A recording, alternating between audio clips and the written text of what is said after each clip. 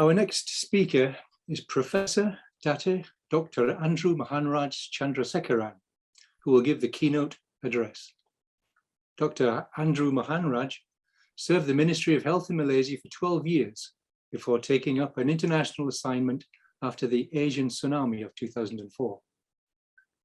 As a consultant psychiatrist and mental health development advisor, he's done pioneering work in the establishment of sustainable psychosocial rehabilitation services in Indonesia, the Philippines, and Timor-Leste.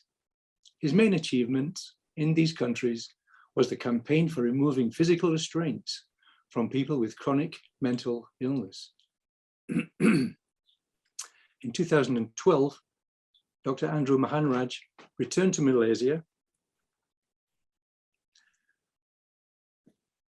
excuse me, under the Return of the Expert program by Talent Corporation, a unit under the purview of the Prime Minister's Department. He subsequently joined Perdana University Graduate School of Medicine as an associate professor in psychiatry and its first director of general clerkship. He continues his consultant work for local, international government and non-government organizations. Dr. Mohanraj also served 2 terms as a member of the Mental Health Promotion Advisory Council to the Minister of Health, Malaysia. In 2013, in recognition of his international work in the promotion of the United Nations Convention on the Rights of Persons with Disabilities, he was appointed by the then acting Minister for Community Development as a member of the National Council for Persons with Disabilities, in which he served 2 terms consecutively. Besides running his psychiatric practice in Mongkiara, Kuala Lumpur, he is engaged in periodic consultancy to provide mental health services to refugees and asylum seekers whose intended destination is Australia. He is also actively involved in the mainstreaming of mental health issues in Malaysia as the president of the Malaysian Mental Health Association and policy advisor to the Green Ribbon Group, Malaysia. He also begins his 2nd term as a member of the board of directors of the World Federation for Mental Health. Since then, he has taken up an academic position as adjunct professor of psychiatry at Taylor's University Medical School in Malaysia. As an animal lover, an advocate for animal rights, he has recently taken up the challenge of assuming the post of president of the recently registered Society for the Prevention of Cruelty to Animals in Malaysia. Beginning July 2021, Dr. Andrew Mohanraj has taken up a consultancy with the World Health Regional Office as a mental health and substance abuse consultant. After this talk, we will have the group photo session I mentioned, so remember to pop on your cameras for a few minutes. I hand you over now to Dr. Mohanraj for the keynote address. Thank you, Tom, for that very generous introduction. I must also express my pleasure here today to listen to Peter Mabbott again. And I did enjoy what he said and what his reminder to us about the importance of compassion, and that compassion does make a difference. Thank you very much, Peter. Indeed, without compassion, none of us would be here. In fact, that would probably be the most essential quality of mental health professionals. With that, ladies and gentlemen, a very good afternoon to all of you. And indeed, I was very impressed when first Tom and then later Peter did mention that there are more than 500 participants in this 2-day conference. That's remarkable.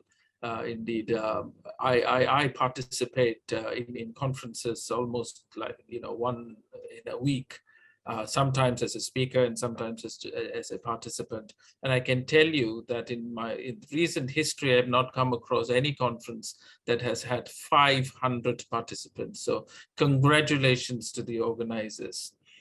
It gives me a great pleasure indeed to deliver this keynote address in this international conference in clinical communications and hypnotherapy, organized by the London School of Clinical Hypnosis Asia. Before I get on to what I have to say, perhaps I would like to make a small correction in what Tom mentioned just now. At the time of agreeing to be a participant in this conference, I was then still a consultant with the WHO regional office. However, I have just about recently ended and submitted my report as a consultant to the WHO, and I'm looking forward to another consultancy. So that's a minor correction that must be made, but just to put the record straight. So this two-day conference, ladies and gentlemen, covers a wide range of topics in the context of discussing the role of hypnotherapy in revolutionizing healthcare. Now, a revolution in healthcare is really the buzzword now. We can anticipate a drastic change in the way things are done, from diagnosis and monitoring health conditions through digital means, delivery of health care or in a virtual platform, storage of data and records, and even delivery of medications, all leading to greater empowerment of the end user and the narrowing of the treatment gap. Undoubtedly, COVID-19 pandemic played an important role and that's more out of necessity in many of these out-of-box solutions that are being formulated now. So what does this mean for the provision of mental health services? What sort of revolution are we going to see in mental health care delivery system? And before we discuss that, it is imperative for us to quickly run through some of the salient features of the mental health consequences of the pandemic. Now, we saw an increase in cases of depression, anxiety, and stress. We have figures to prove this internationally as well as in Malaysia. There's enough literature published to support these findings. However, there were also increase in recorded cases of post-traumatic stress disorder, a relapse in cases of chronic mental health conditions like schizophrenia, major depression, obsessive compulsive disorder, and substance-related disorders, including nicotine dependence. Now, we do not need figures to tell us all that. It is given that isolation and movement restriction and increased demand in services would naturally lead to the sorry state. Tragically, we also saw higher numbers in suicidal thoughts and in cases of completed suicide. And this was not only in Malaysia and in the region, but internationally too. In Malaysia, as well as in other parts of the world, including our closest neighbors, Singapore and Thailand, we struggled to provide mental health services to those in need. In Malaysia, it was a double whammy because we had unprecedented floods hit several parts of the country right in the middle of the pandemic. The focus then was to provide acute mental health services to those affected, particularly to those who were internally displaced. Now, in this process, we learned that many with chronic mental health conditions were left out and cases of relapse rose. Unfortunately, some with fatal consequences. While the often repeated statement that we do not have adequate mental health resources in the country was again used to explain why all those in need of help could not be covered, little attention was paid to the reality that human resources were at times poorly deployed.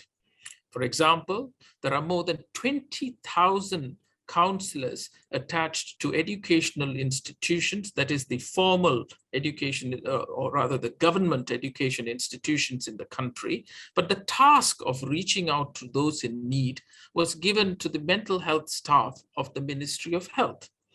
There was no clear task shifting to download the responsibilities of psychiatrists to general practitioners and other health professionals like nurses, social workers, and practitioners of hypnotherapy.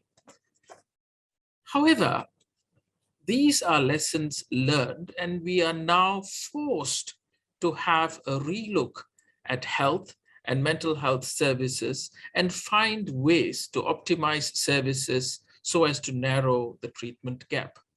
I suspect this is the case in the region and in other parts of the world as well. Now, ladies and gentlemen, how does hypnotherapy then fit into this proposed paradigm shift in the provision of mental health care? Can hypnotherapy be a stakeholder in this revolution that we are going to discuss in this two-day conference? Can hypnotherapy be a bridge between many therapies offered, ultimately empowering patients to take control of their own physical and mental well-being? Additionally, how does hypnotherapy contribute towards meeting the mental health demands of society in the field of education, business, and artistic pursuits? I mean, these are some of these questions could be a bit heavy, but I'm fairly certain that they're going to be addressed in this two-day conference, and some might be very specific, and some are broader areas of discussion that I hope the participants of this conference will find time to discuss. The role of hypnotherapist, the role of the hypnosis has been recognized for hundreds of years, resulting in understanding that altered states of consciousness can promote healing. Indeed, the close connection between mindfulness and spirituality has also contributed to the acceptance of hypnosis as part of therapy.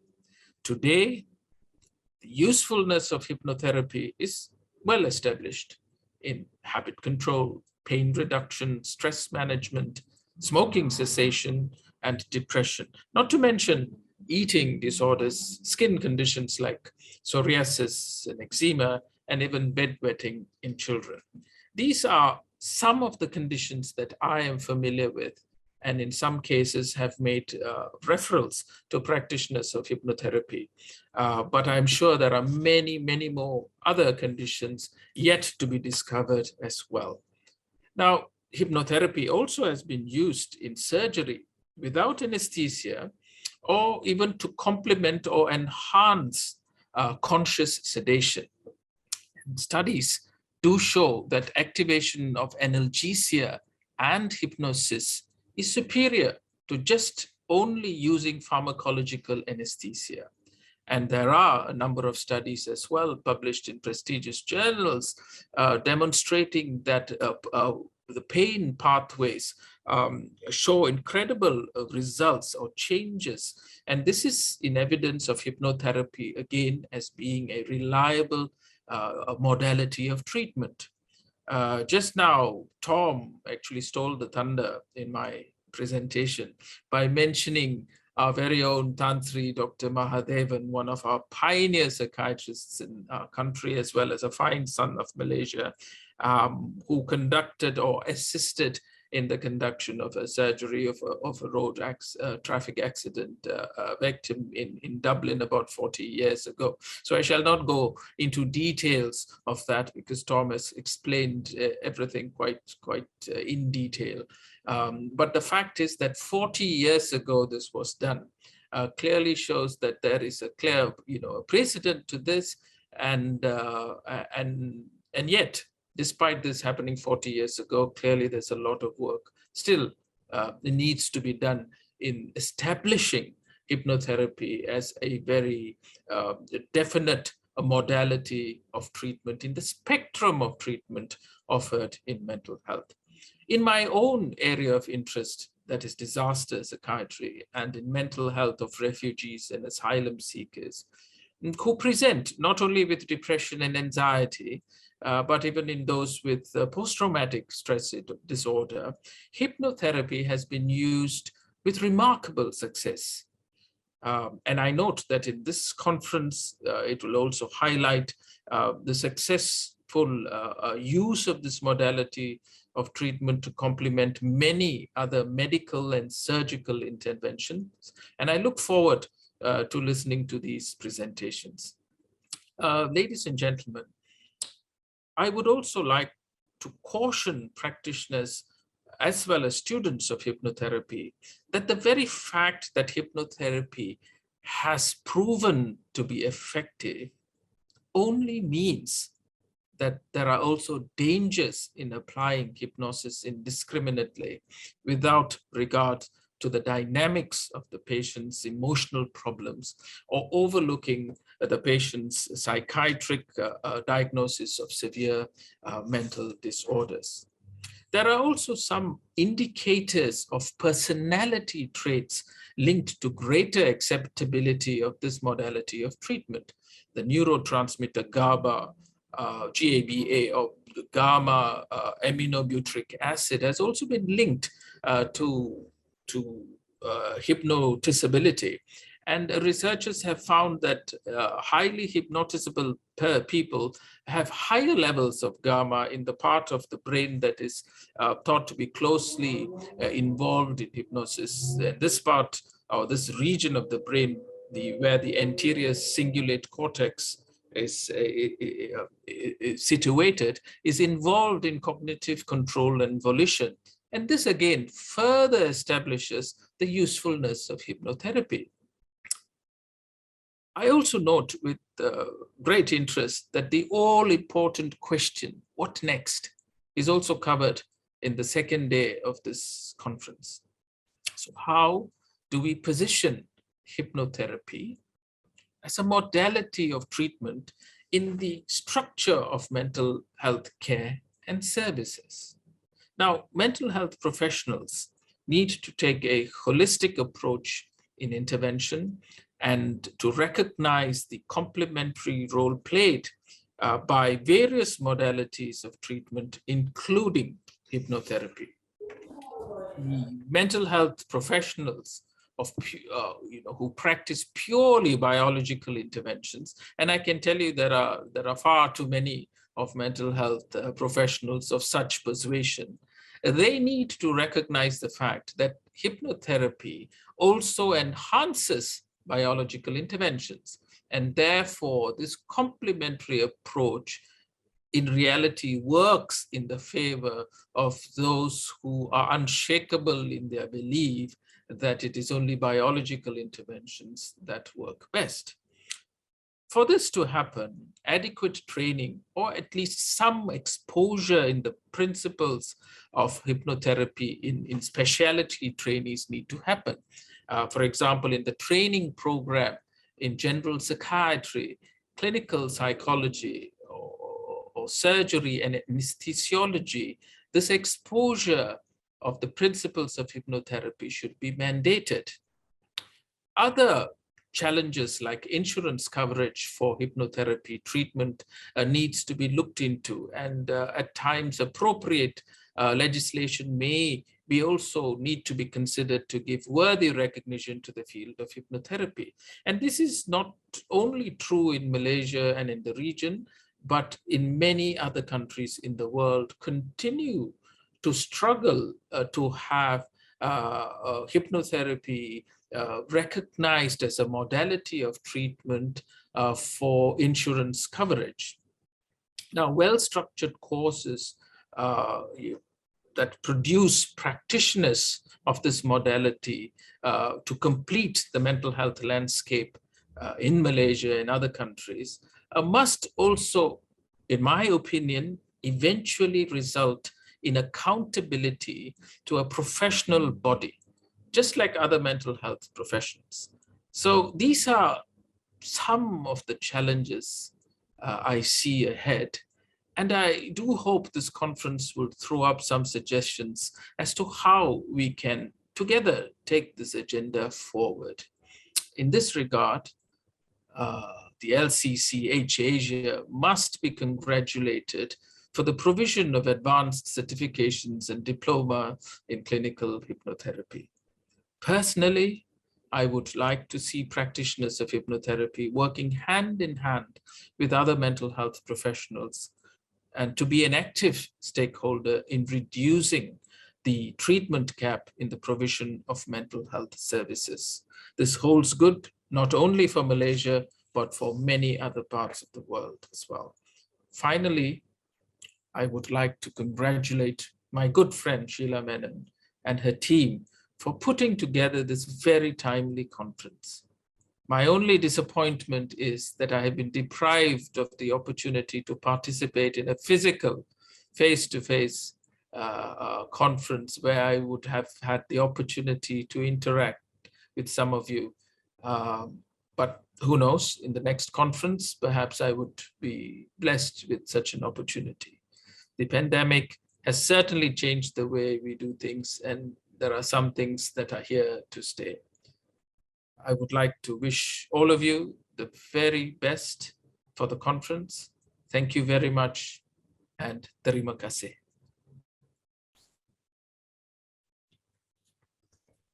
Thank you, Dato Andrew, for a very inspiring opening presentation and sharing your vast experiences with us.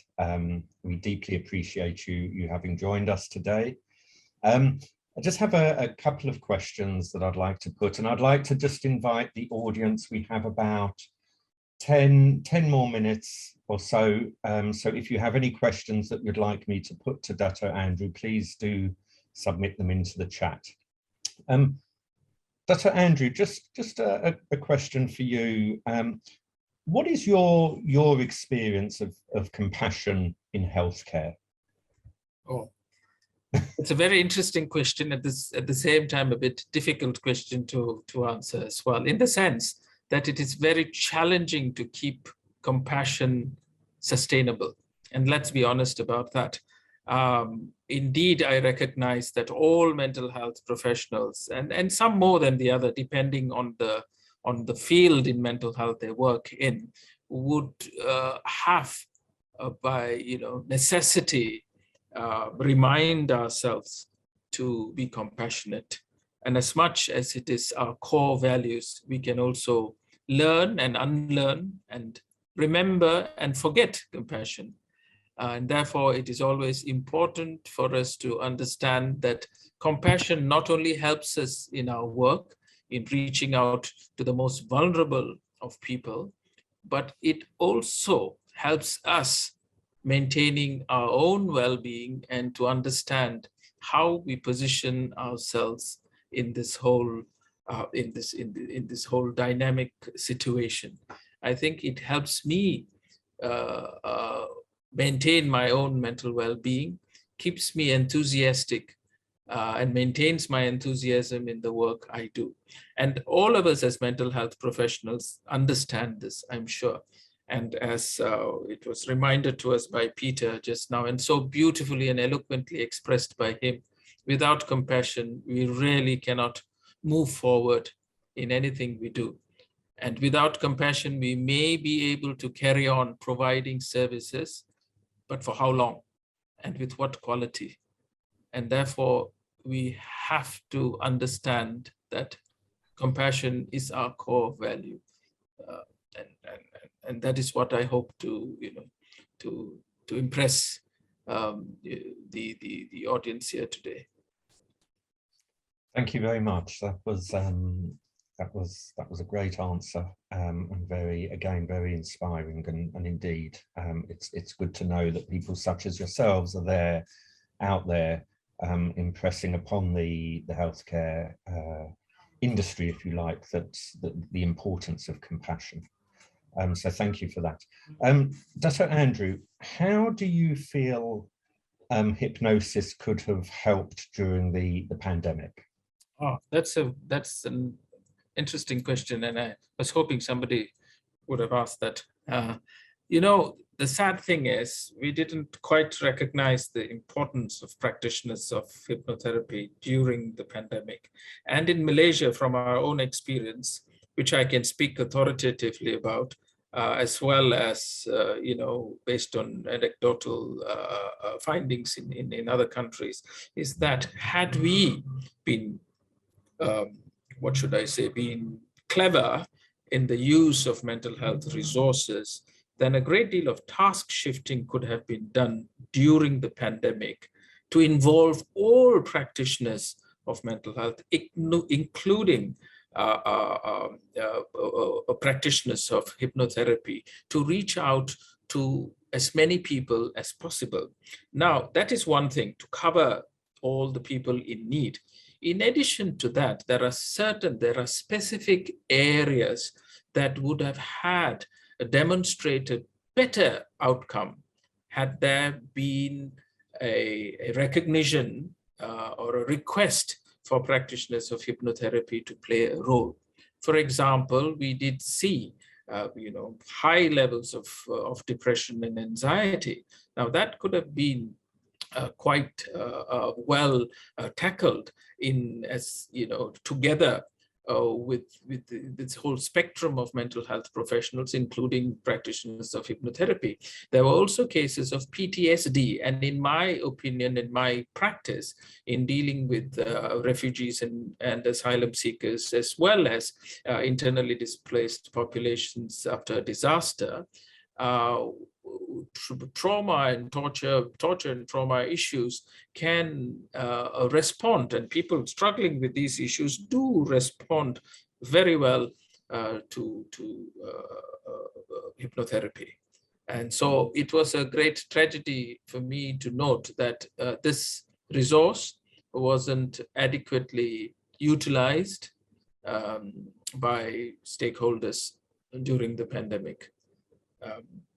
But these are lessons that we have learned, and in crafting out a more comprehensive mental health services in preparation for such events occurring in future, then I guess we would certainly have to have a relook at the kind of services that we offer.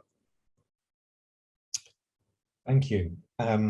You know, I think we'd all agree that we'd like to say that you know, there's obviously always lessons to be learned from experiences, and hopefully we'll cope better next time. But hopefully there won't be a pandemic again, at least not for many years. So thank you for that. We've had a question, quite a very relevant question at this moment from the audience. How can we protect against compassion fatigue? Well, what we do, what I tell my team to do, and as well as practice myself, is number one, I think there's a terrible need for all of us in mental health field to understand that we are not supermen or superhumans here. We do have our limitations, and that must be constantly reminded to us, either by ourselves or members of our team. I think this is the number one thing.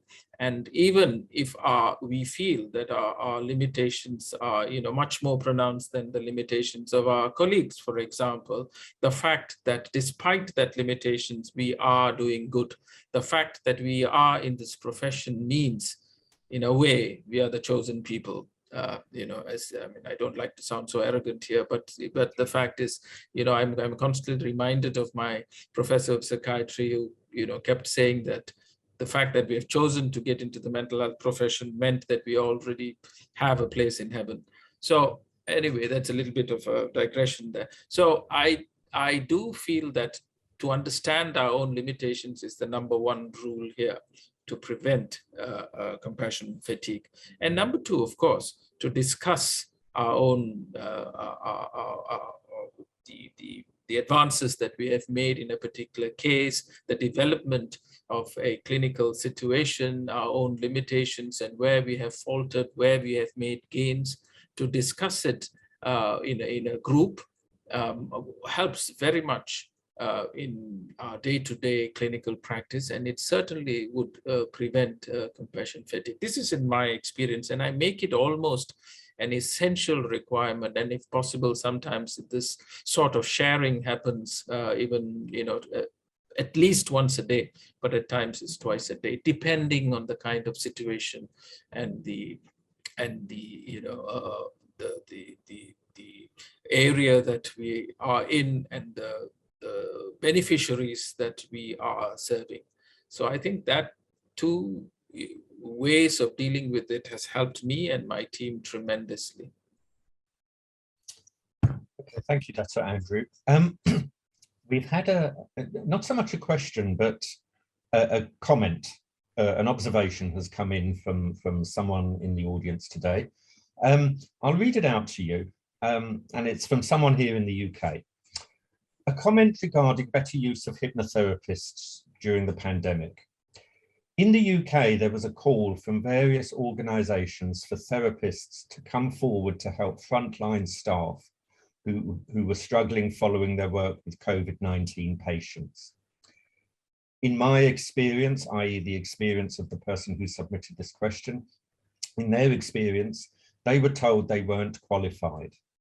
And this links back to the importance of professional bodies, which brings me on to another question I was going to put to you, probably relevant to this statement from this person, is should there be a standardized curriculum for hypnotherapy?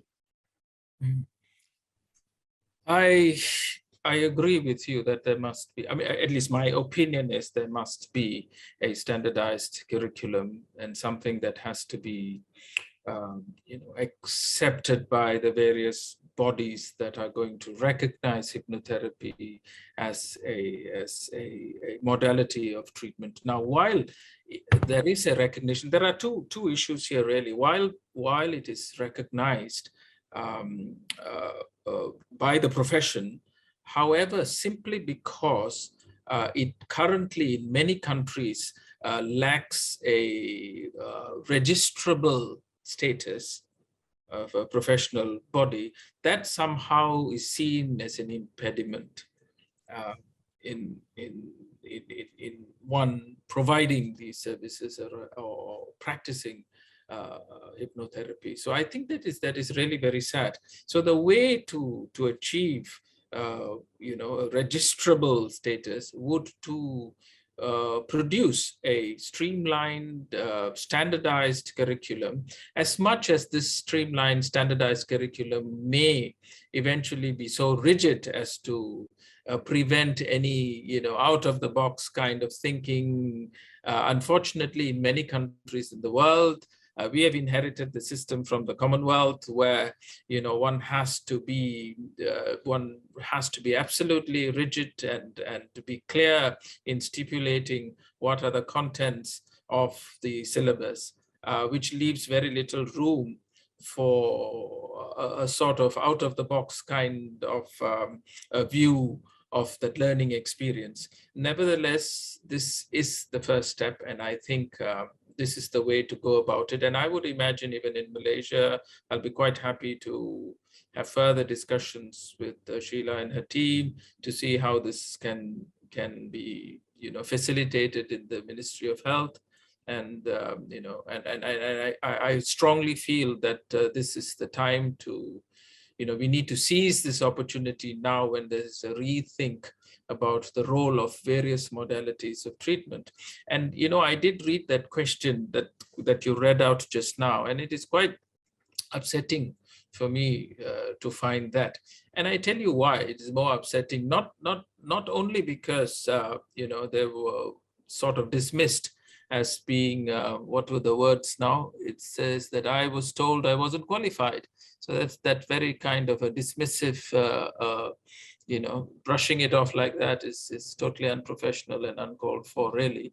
But what was more upsetting for me is, like, in our own experience in many of the countries in the region. I had a chance to review some of the interventions in Thailand, Indonesia, and the Philippines, and I was very closely associated and very much privy to what was happening in Malaysia as well. And I can tell you, with all this enthusiasm that was shown by various mental health professionals, some of the professionals, the mental health professionals who were supposedly recognized as mental health professionals, were actually dishing out interventions that were quite, what should I say, not very evidence-based, and also could have been counterproductive and dangerous as well.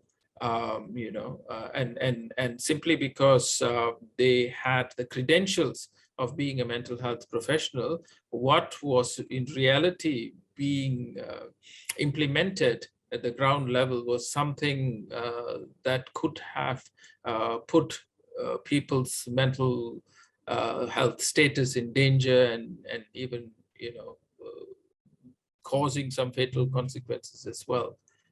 So unfortunately, it also, for now, it seems to depend on what hat you wear, and if that is a sort of a hat that is recognized and registrable label that you have on your hat, then you can get away with whatever you do. This was one of the lessons that we learned during the pandemic, and all the more there was a need to not only streamline and understand and recognize that in this whole spectrum of services, we need to look at all mental health professionals and use them where it is needed to basically spread out the work. But at the same time, also there was a need now, and I can tell you this was a, Steve, this is something that has been discussed time and again, that some of the mental health professionals, supposedly, calling themselves mental health professionals, actually did things that were not acceptable by the large majority of us.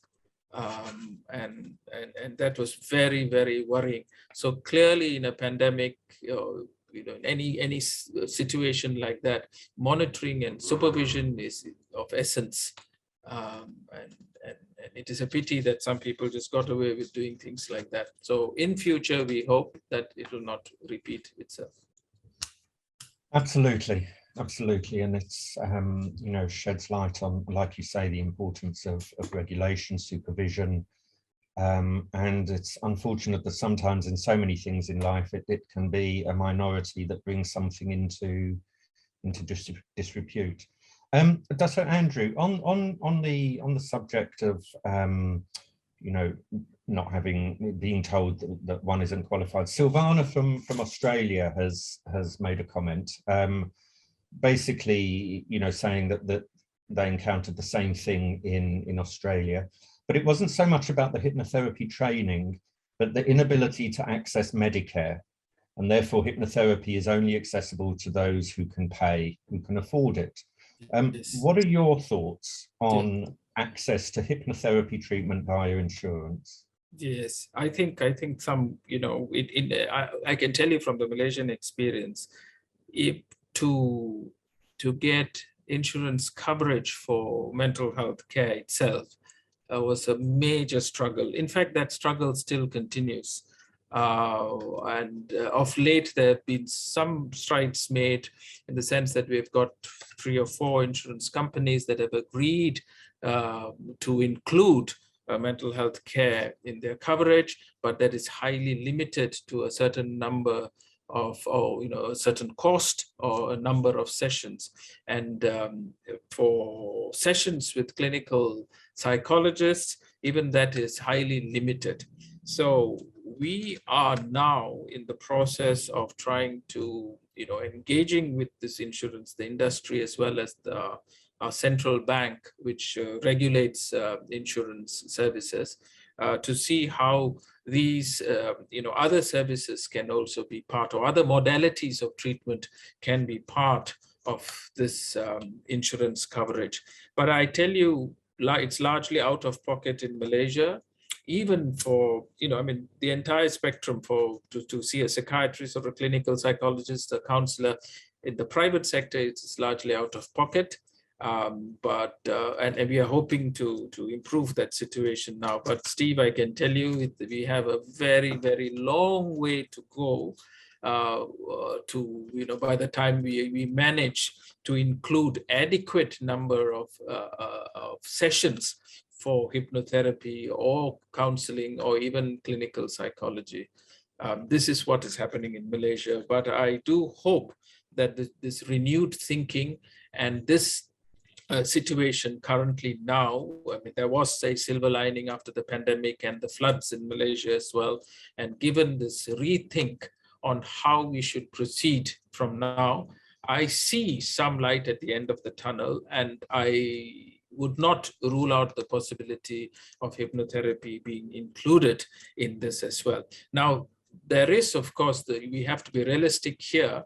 Even if there is a sort of an acknowledgement here, there's a great possibility that only certain kinds of interventions might be recognized. And that would also depend on what is the current thinking.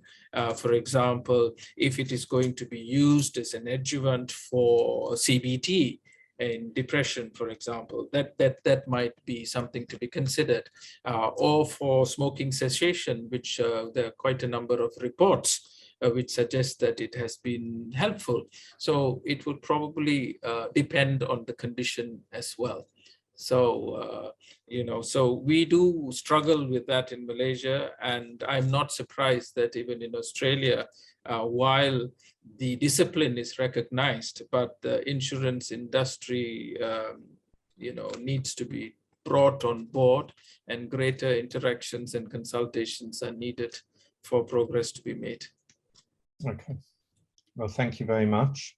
I just wanted to share with the audience, somebody else here in the UK made a comment. Jill Dearlove here in the UK says that she works, and this is more for the benefit of all the other UK members of the audience that we have today, that in the UK, Vitality Healthcare recognise hypnotherapy.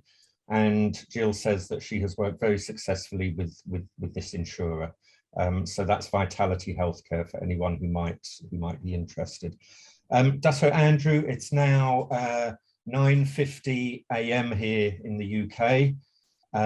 So I'm now going to thank you very much, very sincerely. It's been my absolute honor to be able to interact and chat with you like this, and to have you give us your very valuable insights. So thank you very much. It's been an absolute honor and delight for the whole company, the college, that you have joined us today, and we give you our sincere thanks. And I shall now hand back to Tom. Tom, back to you. Thank you, Steve. It was a pleasure. Thank you. Thank you very much.